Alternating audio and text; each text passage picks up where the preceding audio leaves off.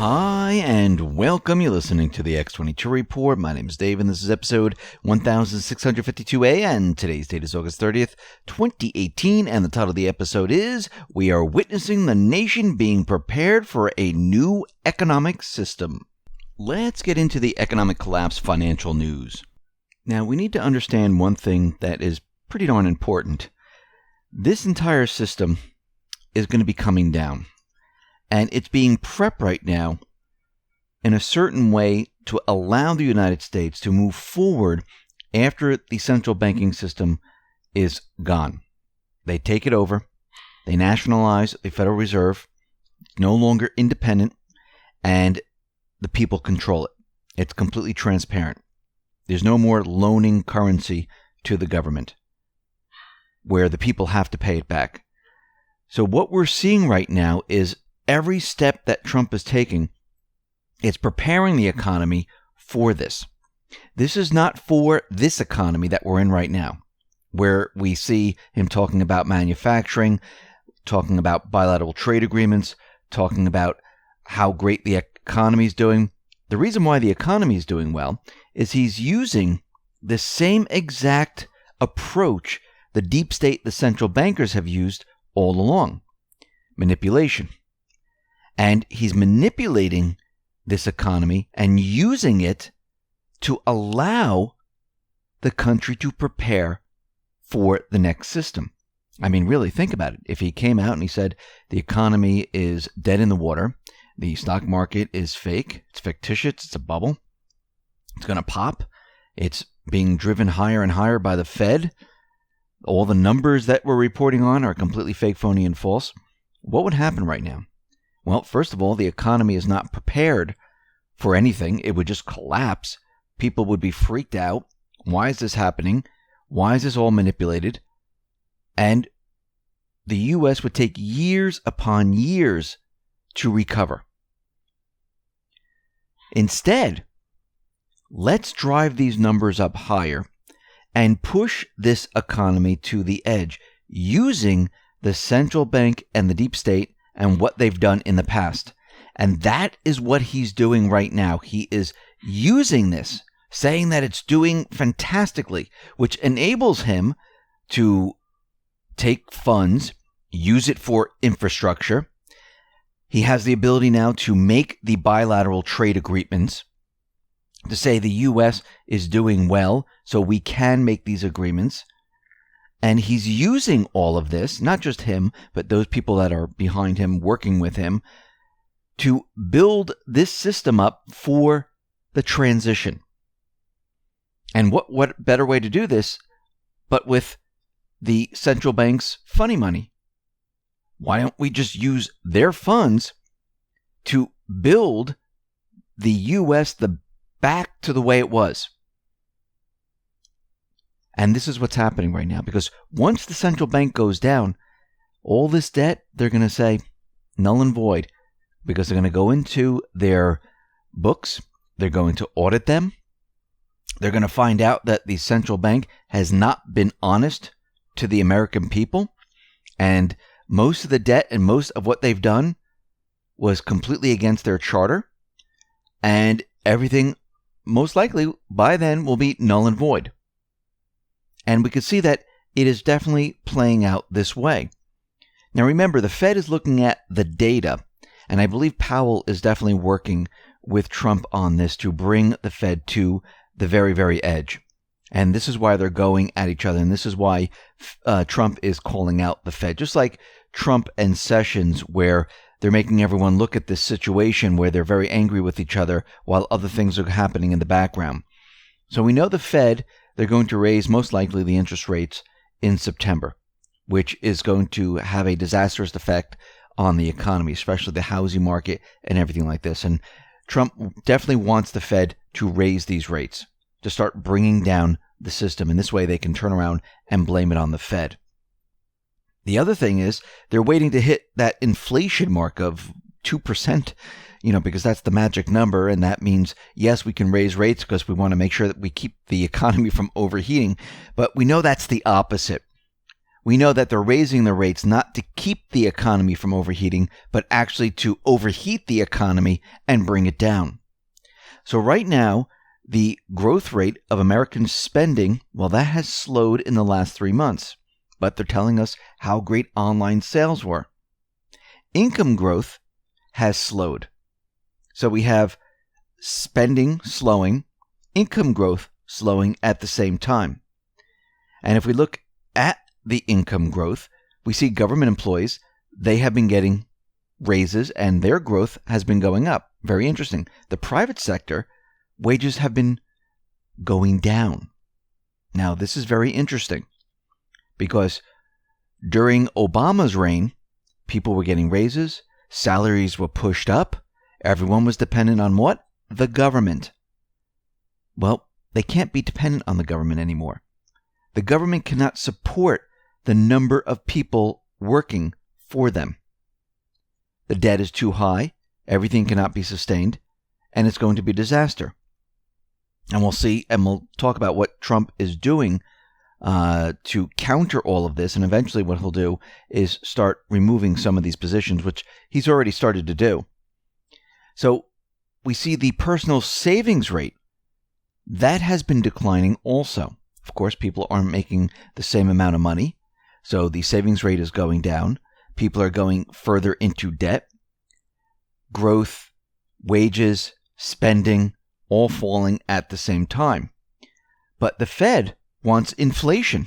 Now, think about this for a sec. People are making less money. They're not going out spending. Their savings rate is declining. And the Fed is looking for inflation. And that will hurt the everyday person. This way they can raise the interest rates. And once again, this is going to affect the housing market, the student loan market, the automobile market, because remember, over the many, many years, they've been suppressing the interest rates so people would purchase cars, go into debt, go to college, go into debt, buy a house, go into debt, take loans out on their credit cards, go into debt, take home equity line of credit out on their mortgage, go into debt, further debt. And we see at this time that they're going to raise the rates. Now, once they start doing this, once again, the housing market is going to start to fall apart much, much faster. The automobile industry, they're going to have a tougher time. People are going to have a tougher time getting student loans. And it's all going to start to fall apart. Now, if we look at the federal employer, Trump made an announcement that government worker wages are going to be frozen. Now, these are non-military federal employees. We have a lot of those. Trump explains in a letter to Congress using emergency policies put into place in case of serious economic conditions affecting the general welfare. And this is what it says. Dear Mr. Speaker, I am transmitting an alternative plan for pay adjustments for civilian federal employees covered by the general schedule and certain other pay systems in January 2019. Title V United States Code authorized me to implement alternative plans for pay adjustments for civilian federal employees covered by the general schedule and certain other pay systems, if because of national emergency or serious economic conditions affecting the general welfare. I view the increases that would otherwise take effect as inappropriate. Under current law, locality pay increases averaging 25.70%, costing $25 billion, will go into effect in January 2019, in addition to a 2.1% across-the-board increase for the base general schedule. We must maintain efforts to put our nation on a fiscally sustainable course, and federal agency budgets cannot sustain such increases. Accordingly, I have determined that it is appropriate to exercise my authority to set alternative across-the-board and locality pay adjustments for 2019. Specifically, I have determined that for 2019, both across-the-board pay increases and locality pay increases will be set to 0. Now, let's think about this for a second. We have the GDP numbers coming out, and they're 4%. Unemployment is very, very low. Everything seems like it's doing fantastically. The economy is humming along. Well, Trump is the master of making everyone think and believe that the economy is doing very, very well. And while he's doing this, he's convinced many in government, many in the mainstream media, many people in the country that we can use this funny money, the money from the Fed, to do certain things, certain projects. Now, on the other hand, with this economy doing so fantastically, he's going to use national emergency or serious economic conditions affecting the general welfare. And this is the emergency policies for an economy that's not doing well. So when we think about this, and we go back in time, before Trump came into office, he knew that the stock market was a bubble. He knew that the Federal Reserve pretty much was corrupt. He knew that we had a spending problem and there were a lot of bubbles in the economy, housing and everything else. This he all knew. And he still knows this. And when he became president and he found out all this information to be absolutely real, and he sees that it matches with what he's been saying, he can't come out to the general public because the economy would implode right there and then. And we wouldn't be able to prepare for a new system. So this is why Trump decided not to say anything at this time, because he knew, and not just him, but others, they knew they were going to have to prepare this economy for the next economic system. Why do you think he struck down TPP? Why did he renegotiate NAFTA? Why did he cut programs? He's doing all this for a specific reason. Yes, the debt is going up because why not use the free money right now to build the economy up to where we need it to be for the new system? And just from Trump going out there and putting the pay raise to zero, that should tell you something, because if the economy was doing really, really well, he wouldn't have to do this. But he stopped the funding to Middle East. He stopped funding in other areas. And you're going to see individuals being cut, people being laid off in government. This all has to be done prior to us moving to a new system to make it easier for the masses. Because if he just mentioned the stock market was a bubble, everything I thought was all true, and everything is fake, phony, and false, everything's manipulated, we're doomed. Well, we would all be doomed. It would be a nightmare. There'd be riots, there'd be civil war, there'd be, you name it, it would all happen. Remember, those in power, the central bank, the deep state, they were planning on something completely different to explain away why the economy was failing, why you couldn't get food, why you couldn't get supplies, why you couldn't get food, why you couldn't get medical supplies. This was going to be because of a war, and it would be a great excuse. I mean, go back to the 1970s when we're coming off the gold standard and we're moving on to the petrodollar. What was their narrative? Oh, we can't find any more oil. We have a big shortage. And this is why you have to sacrifice and drive slower. In the United States, they lowered the speed limit to 55 because they told us how much fuel that would save us.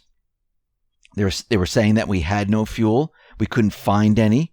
This is why there were lines. No, we were moving off the gold standard and moving on to the central bankers' new system. And their narrative was there was a shortage of oil. There was no shortage. There was plenty of oil. There was plenty of what we needed. But that was their excuse. Don't you think it's odd that we had a shortage and all of a sudden, how many years later, 47 years later, we've been okay? I mean, think about it. The population has increased. The number of automobiles has increased. We fly more planes now. We drive more trucks now. We use fuel in everyday life. And we're doing it 10 times than what we were doing in the 1970s. So when we think about this, we need to use logic. We need to understand what is going on here. And we're getting prepared and ready for this major transition. That's what is going on right now. So everyone needs to be prepared and ready for this transition. Listen, everyone, thanks a lot for listening. Be well, be safe, and especially be prepared. Thanks a lot.